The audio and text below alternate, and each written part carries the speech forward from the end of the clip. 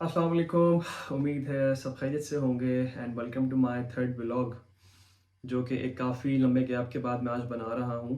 कुछ मसरूफियात की वजह से मैं गायब हो गया था, तो सोचा आज व्लॉग बना ही लेते हैं। तो खैर, आज का जो व्लॉग है इसमें मैं बात करूँगा एडमिशन्स इन फिनलैंड, जो कि ऑलरेडी स्टार्ट हो चुके हैं। और इसी से रिलेटेड आजकल काफ़ी ज़्यादा क्यूरीज भी आ रही थी कि भाई एडमिशन कैसे अप्लाई करना है और स्कॉलरशिप कैसे अप्लाई करना है, कौन कौन से डॉक्यूमेंट्स चाहिए। तो ये सब चीज़ें इसी व्लॉग में मैं आंसर करूँगा और सारी गाइडलाइंस आपको बताऊँगा कि कैसे आप भी फिनलैंड में एडमिशन और स्कॉलरशिप अप्लाई कर सकते हैं। तो ये व्लॉग आप एंड तक देखिएगा। तो सबसे पहले बात करते हैं फिनलैंड के बारे में थोड़ी सी, कि वाई फिनलैंड और आपको फिनलैंड से अपनी डिग्री क्यों करनी चाहिए और यहाँ पे डिग्री करने के क्या पर्क्स हैं। तो भाई, सबसे पहले तो फिनलैंड के बारे में आपने सुना ही होगा कि यहाँ की जो एजुकेशन है, it is one of the best in the world. और यहाँ बड़ी क्वालिटी एजुकेशन मिलती है आपको।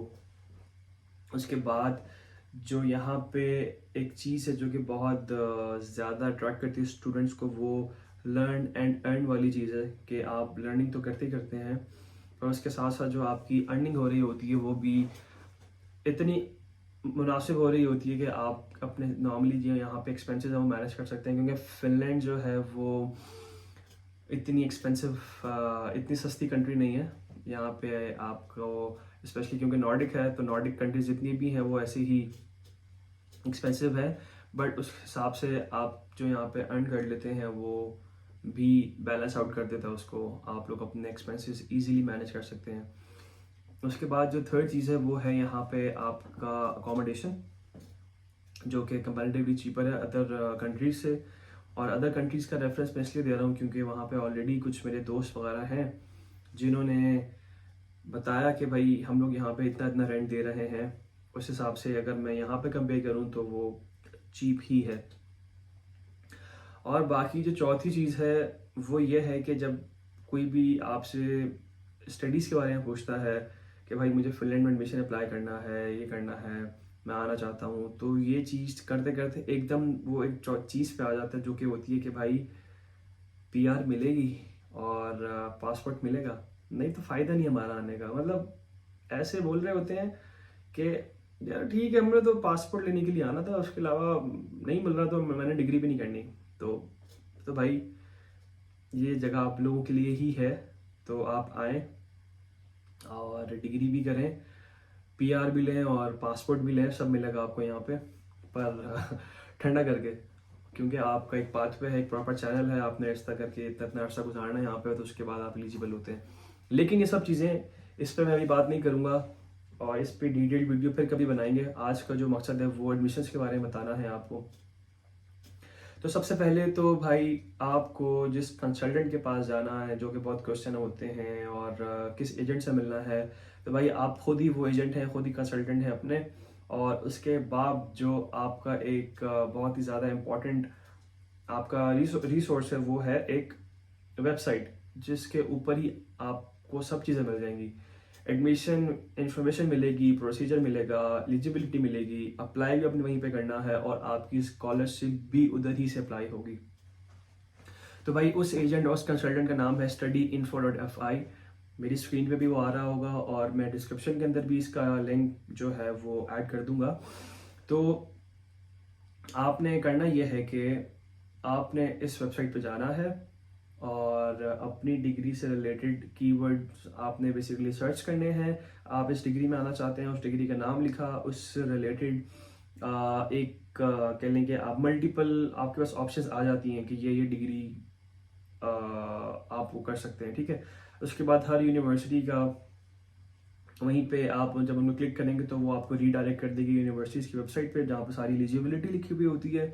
और स्टडी इन्फो के ऊपर भी प्रॉपर हर चीज़ की एलिजिबिलिटी आ रही होती है, एडमिशन्स के बारे में इंफॉर्मेशन होती है कि एडमिशन्स ओपन हैं कि नहीं, इसमें स्कॉलरशिप मिल सकती है कि नहीं। तो वह तमाम चीज़ें आपको वहाँ पे मिल रही होती हैं।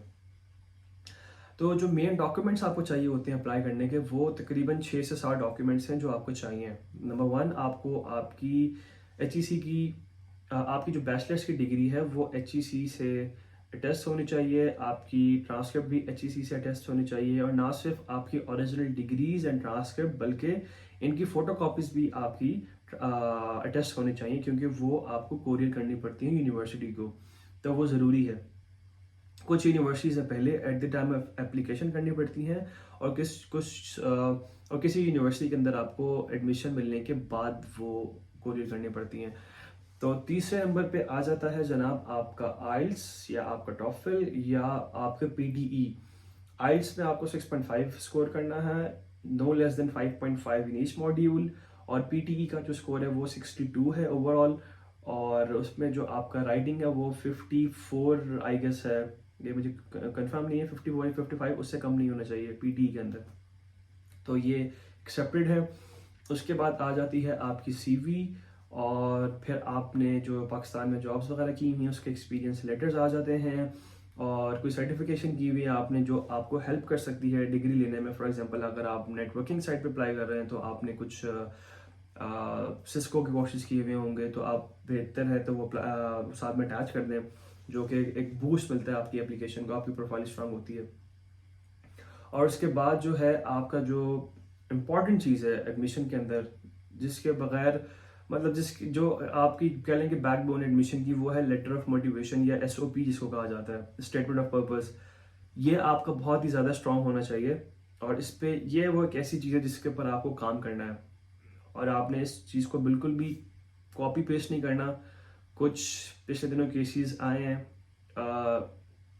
जहाँ पे लोगों को एक ऑलरेडी गाइडलाइन दी गई थी, एक भाई ने बड़ी मेहनत करके लोगों को बताया कि ऐसे ऐसे हमने बनाना है, इस फॉर्मेट में बनाना है, और उसी फॉर्मेट को कॉपी करके लोगों ने उस भाई को भेजा कि भाई हमारा रिव्यू कर लें। तो भाई ऐसे आप लोगों ने नहीं करना, प्लेजरिज्म का केस आ सकता है, और आपकी एप्लीकेशन जो है ना वो बिल्कुल ही इंटरटेन ही नहीं होगी, रिजेक्ट हो जाएगी अगर ऐसा कुछ सीन हुआ। तो आप खुद उस पर काम करें, दिल लगाएं इसके ऊपर, ऐसा नहीं कि 1-2 घंटे के अंदर आपको LOM बन जाता है, उस पर थोड़ा टाइम लगाना पड़ता है। उसके लिए गाइडलाइंस आपको मिल जाएंगी, आप PSA फिनलैंड पे जाएं, वहाँ पे ऑलरेडी काफ़ी इंफॉर्मेशन अवेलेबल है, आपने लेटर ऑफ मोटिवेशन कैसे लिखना है। तो ये तमाम चीज़ें हैं जो आपने बेसिकली एप्लीकेशन के वक्त सबमिट करनी है। अब एप्लीकेशन का जो प्रोसेस है ना वो 2 फेजेस हैं। एक फेज़ ये है कि आपने एप्लीकेशन ऑनलाइन पोर्टल के ऊपर सबमिट करनी है, और दूसरा उसके बाद आपने जो आपने अपने डॉक्यूमेंट्स अटेस्ट करवाए होंगे, आपकी डिग्री बैचलर्स की, और आपका जो ट्रांसक्रिप्ट है वो आपने जो कॉपी अटेस्ट करवाई हुई है वो आपने यूनिवर्सिटी को कोरियर करनी है। फॉर एग्जांपल मैं तामपरे यूनिवर्सिटी की बात करूं जिसमें मैं पढ़ रहा हूं, और मैंने जिस तरीके से किया था उसमें फ़ेज़ 1 में मैंने एडमिशन अप्लाई किया ऑनलाइन, और उसके बाद मैंने जो है कोरियर किया था अपने डॉक्यूमेंट्स यूनिवर्सिटी को, जो कि आपको 30 जनवरी डेडलाइन है या 1 होती है नॉर्मली। उससे पहले पहले आपके डॉक्यूमेंट्स यूनिवर्सिटी में पहुंचने चाहिए, ताकि वो फिर डॉक्यूमेंट्स आपके एप्लीकेशन का पार्ट बनते हैं, और आपको नोटिफाई कर दी यूनिवर्सिटी, और उसके ऊपर फिर आपका जो है डिसीजन आता है। तो डिसीजन आपका यहाँ पे नॉर्मली मार्च में आना स्टार्ट हो जाते हैं डिफरेंट यूनिवर्सिटीज़ के, मार्च के फर्स्ट वीक में, मिड मार्च में, और जो है मार्च के लास्ट वीक में आपके एडमिशन्स आ जाते हैं।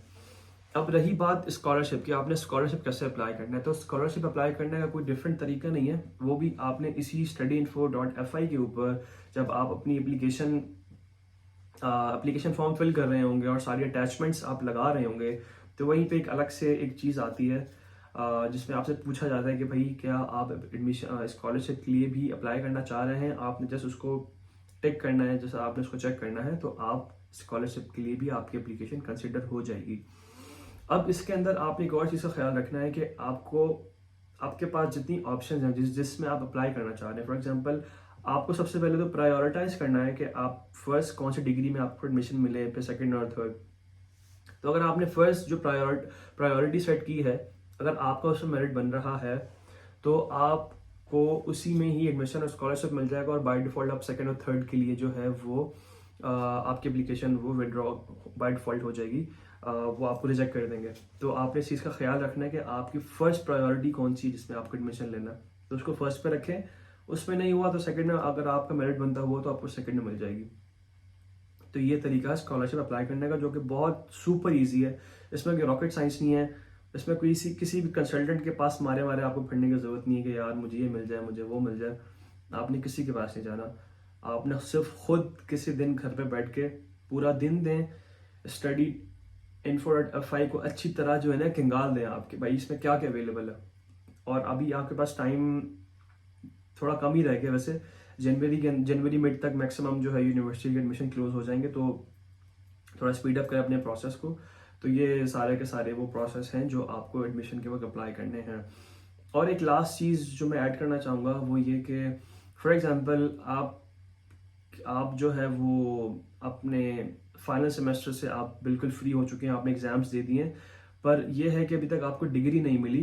तो उस केस में आप क्या करें? उस केस में आपने यूनिवर्सिटी से अपना प्रोविजनल लेटर लेना है, प्रोविजनल सर्टिफिकेट, और उसको आपने HEC से टेस्ट करवाना है, और वो एप्लीकेशन के साथ यूनिवर्सिटी आपने कोरियर करना है और आपने सबमिट करना है।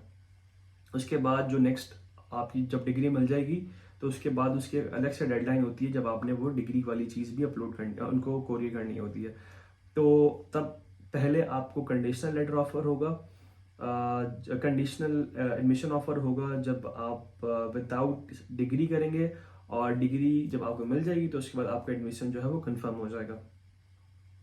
तो ये तमाम प्रोसेस है जो आपको फिनलैंड में एडमिशन के लिए चाहिए होगा, और ये बहुत आसान है। ये आपको बस थोड़ी सी मेहनत करनी है, थोड़ा सा एक्सप्लोर करना है चीज़ों को, तो इंशाल्लाह आपका जो है एडमिशन हो जाएगा और स्कॉलरशिप भी मिल जाएगी। यहाँ पे स्कॉलरशिप आपको बड़ी अच्छी चीज़ ये है कि 100% तक मिल जाती है, और अगर आपकी प्रोफाइल बहुत ही ज़्यादा एक्स्ट्रा ऑर्डिनरी है तो आपको स्टाइपेंड भी मिल जाता है, जो कि साल का तकरीबन 5,500 से 6,000 यूरो होता है, आपको मिलता है।